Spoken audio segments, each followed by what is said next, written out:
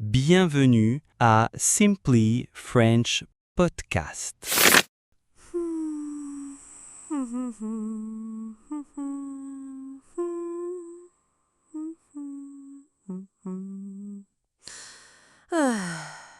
Demain. Certainement demain. Bonjour à tous et bienvenue, je suis Amélie. Bonjour Amélie. Demain, c'est le mot préféré des procrastinateurs. Bonjour à toutes et à tous, je suis Victor. Ne te moque pas de moi, Victor. Je suis dans un cercle vicieux. J'ai ce grand projet personnel, mon portfolio d'artiste, que je veux créer depuis des mois. Chaque dimanche, je me dis « Cette semaine, c'est la bonne, je commence ».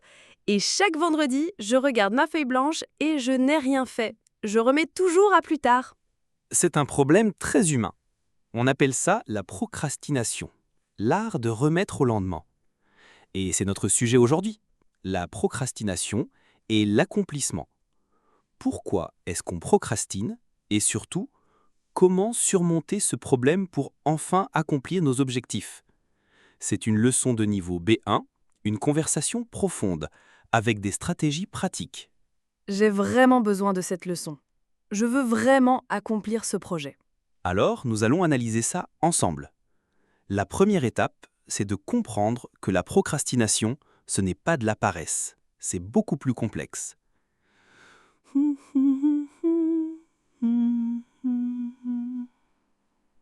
La paresse, c'est quand on n'a aucune envie de faire quoi que ce soit.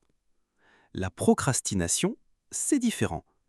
C'est quand on choisit de faire une tâche facile et agréable au lieu de faire une tâche importante mais difficile, comme regarder une série au lieu de travailler sur ton portfolio. Oui, c'est exactement ça. Je ne reste pas au lit toute la journée. Je suis très occupée. J'ai rangé toute ma cuisine hier au lieu de travailler sur mon projet. Voilà. La vraie question est pourquoi est-ce qu'on évite cette tâche importante? La raison est souvent une émotion négative. La procrastination, c'est une gestion des émotions, pas une gestion du temps. Il y a plusieurs causes possibles. La première, et la plus commune, c'est la peur de l'échec. La peur de l'échec? C'est possible. Je me dis, et si mon portfolio n'est pas assez bon? Et si personne ne l'aime? Et si les gens pensent que je suis nulle? Alors, c'est plus facile de ne pas commencer. Si je ne commence pas, je ne peux pas échouer. C'est une sorte de protection. C'est une logique très commune. C'est une manière pour notre cerveau de nous protéger de la possibilité d'être déçu. Une autre cause, qui est très liée, c'est le perfectionnisme. Tu penses qu'il faut que tout soit parfait avant même de commencer. Oh oui, ça c'est tout moi. C'est exactement ce qui m'est arrivé. L'année dernière, je voulais créer une chaîne YouTube pour parler d'art. D'abord, j'ai passé 1 mois à chercher le nom parfait pour la chaîne. Je ne trouvais pas. Après, j'ai passé 2 mois à imaginer le logo parfait. Je voulais que le design soit incroyable.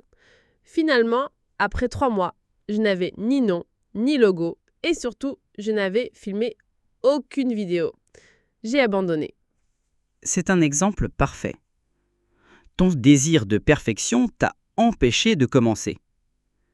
La troisième cause principale, c'est le sentiment d'être submergé. Le projet Créer mon portfolio est immense. C'est une montagne. Quand on regarde la montagne, on ne sait pas par où commencer. Alors on ne commence pas. On regarde une vidéo de chat à la place. La peur de l'échec, le perfectionnisme et le sentiment d'être submergé. Je pense que j'ai les 3. C'est grave, docteur Victor? Non, ce n'est pas grave. C'est normal. Presque tout le monde ressent ça. Maintenant que nous avons compris le pourquoi, nous pouvons parler du comment. Comment combattre ces sentiments? Pour chaque cause, il y a une stratégie. Contre le sentiment d'être submergé, la meilleure stratégie est la règle des 2 minutes. Ah oui, l'habitude doit prendre moins de 2 minutes. Exactement. L'objectif n'est pas « travailler sur mon portfolio », c'est trop grand. Ton objectif de 2 minutes pourrait être Ouvre le dossier Portfolio sur ton ordinateur. C'est tout. Ou choisis une seule photo. Le but est de rendre l'action si facile qu'il est impossible de dire non. D'accord, je comprends. Par exemple, je dois nettoyer mon appartement. C'est une grande tâche, mais je peux utiliser la règle des 2 minutes. Je peux me dire, je vais juste ranger les coussins sur le canapé. C'est un début parfait. Et souvent, après avoir rangé les coussins, tu auras l'énergie de continuer. Maintenant, contre le perfectionnisme, il y a une autre technique. On l'appelle la technique Pomodoro. Pomodoro, comme tomate en italien. Oui, exactement. L'inventeur de la technique utilisait une minuterie de cuisine en forme de tomate. La technique est simple. Tu prends une minuterie et tu la règles sur 25 minutes. Pendant ces 25 minutes, tu te concentres sur une seule petite tâche, sans distraction. Pas de téléphone, pas d'email. Après 25 minutes, la minuterie sonne et tu prends une pause obligatoire de 5 minutes. Pendant la pause, tu dois te lever, marcher un peu, boire de l'eau. Et pourquoi ça aide contre le perfectionnisme? Parce que l'objectif n'est pas de faire un travail parfait, l'objectif est de travailler pendant 25 minutes. Ça change la définition du succès. Le succès, c'est de rester concentré même si le résultat n'est pas parfait. C'est très utile pour avancer et pour créer une dynamique de travail. La technique Pomodoro, c'est un bon outil pour s'entraîner à la concentration.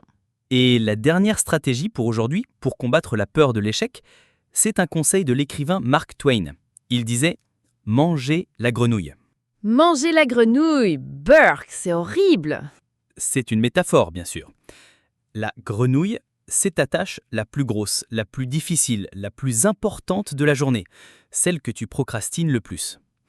La stratégie est de manger cette grenouille en premier le matin. Fais la tâche la plus difficile en premier. Pourquoi? Parce que si tu fais la chose la plus difficile en premier, le reste de la journée semble très facile en comparaison. Tu as un sentiment d'accomplissement incroyable et ça te donne de l'énergie pour le reste de la journée. C'est difficile, mais très efficace pour se sentir productif. Et ça nous amène à la deuxième partie de notre sujet, l'accomplissement. Le sentiment d'accomplissement, c'est le meilleur remède contre la procrastination. Oui, mais ce sentiment arrive seulement quand le grand projet est fini. Et c'est très loin. Non, c'est une erreur de penser ça. Tu peux ressentir de l'accomplissement chaque jour. Le secret, c'est de reconnaître et de célébrer les petites victoires. Des petites victoires? Comme quoi? J'ai un conseil pour toi.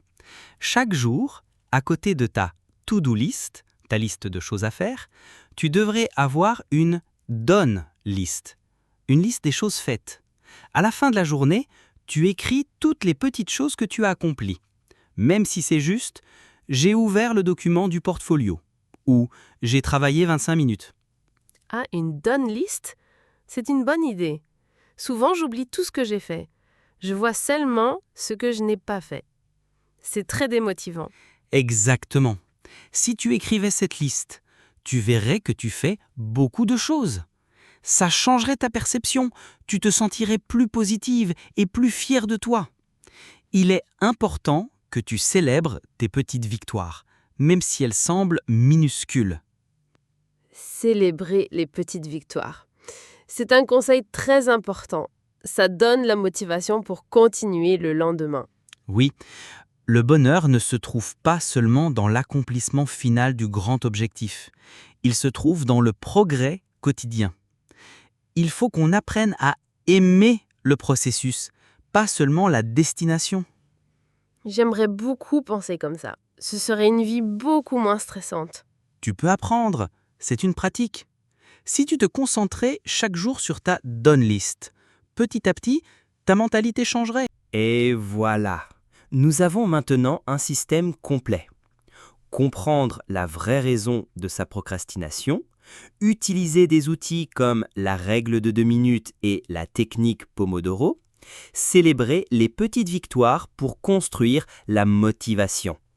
Maintenant, Amélie, créons ton plan d'action pour ton portfolio. Ok, mon projet anti-procrastination. Je suis prête. Alors, premièrement, la raison de ta procrastination. Laquelle est la plus forte pour toi?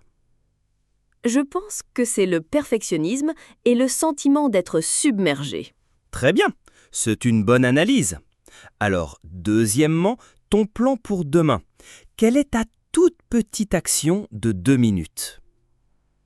Demain, mon action de 2 minutes sera de choisir les 3 images que je préfère pour la première page de mon portfolio. C'est un premier pas parfait. Et comment vas-tu organiser ton temps pour le faire?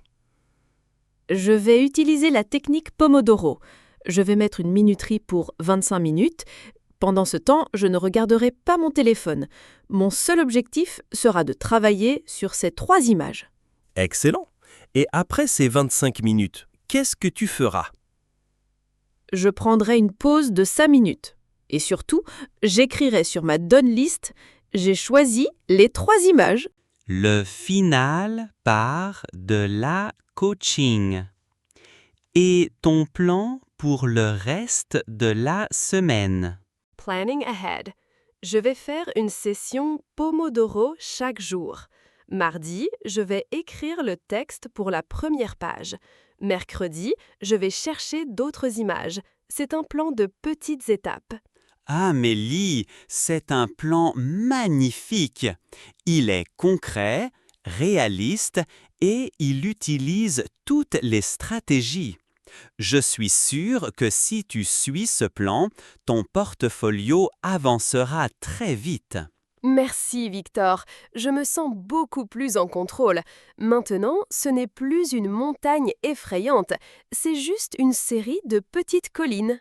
Votre mission finale, c'est un exercice de planification. Dans les commentaires, nous voulons que vous nous disiez 2 choses. Quel est le grand projet que vous remettez à plus tard? Quelle est la toute petite action de 2 minutes que vous allez faire demain pour commencer? On a hâte de lire vos projets et vos plans d'action.